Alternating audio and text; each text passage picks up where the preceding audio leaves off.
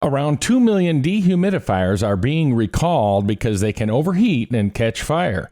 They are made by New Widetech and sold under multiple popular brand names including Honeywell and Whirlpool. They were at retailers nationwide including Lowe's, Costco, and Walmart from 2009 to 2017, priced between $120 and $430. Several models and sizes are included in this recall. There's a link to the full list from the Consumer Product Safety Commission in the online article.